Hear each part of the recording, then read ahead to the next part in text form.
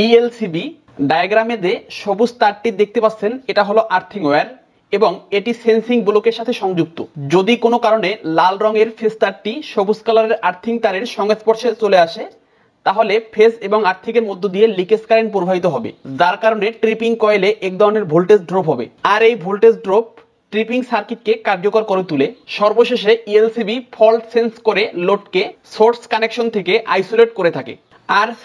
RCCB core balanced current ট্রান্সফরমারের নীতিতে কাজ করে। আরসিসিবি কি পরিমাণ কারেন্ট ফেজ এবং নিউট্রালে প্রবাহিত হচ্ছে তা পর্যবেক্ষণ করে সাধারণত লোড ফেজ এবং নিউট্রাল টার্মিনালের সাথেই সংযুক্ত থাকে। এখানে আরসিসিবি এর core balanced current transformer phase থেকে কি পরিমাণ কারেন্ট নিউট্রাল দিয়ে সোর্সে ফিরে যাচ্ছে তা পর্যবেক্ষণ করে। মনে করি ফেজ দিয়ে 20 এম্পিয়ার কারেন্ট প্রবাহিত হচ্ছে। এখন কোনো কারণে কেউ শক খেলে তখন লিকেজ কারেন্ট প্রবাহিত হবে।